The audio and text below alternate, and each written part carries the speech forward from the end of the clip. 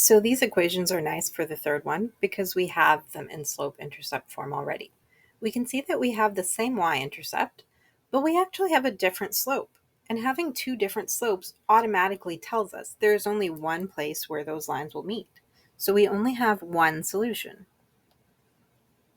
And the neat thing about this is knowing that they have the same y-intercept tells us the one point that they meet at is going to be the y-intercept. So we actually know that the solution is 0, -1. But we really just need to know the number of solutions, and knowing that they have different slopes, it is going to be one solution regardless of the y-intercept. Let's now take a look at finding the slope for some equations and comparing to see which equations have the same slope.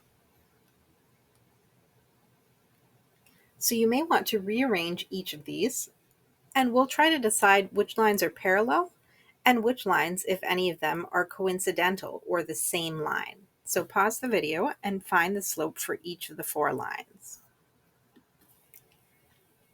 I'm just going to label these four lines A, B, C, and D so we can talk about them more easily when we're comparing them. Let's look at the steps for how to rearrange just for A, and then I have the other ones already filled in, or you can try those on your own. So we want to put this in slope-intercept form. We'll just keep 3y on the left side, and we'll move our 2x to the right side, which means that its sign will change. We'll have 3y equals -2x plus 12.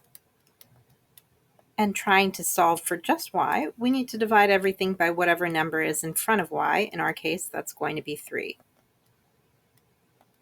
For any slopes, we're just going to keep them as fractions. For that matter, if we have any numbers, we can also leave them as a fraction and just reduce if we can. So we have y equals -2/3 times x plus 12/3, which is equal to 4. And we can do something similar for the other three equations. Now comparing them, all of the slopes have the same fraction 2/3, but 3 of them are negative. So the three equations that have the same slope are A, C, and D. B has the same value, but a different sign, so it is not the same slope. All three lines that are parallel are going to be, all three lines that are parallel are going to be the lines with the same slope.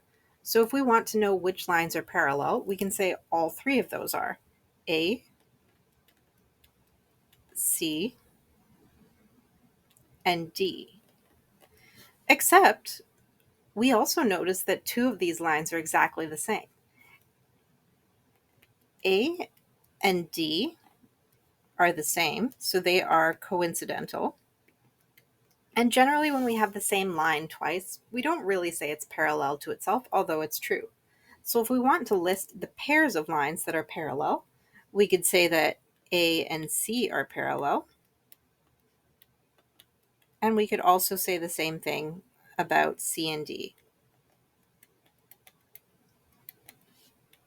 It's not wrong to say that A and D are parallel, but it's just that we would usually be more specific and say that they are coincidental or the same line.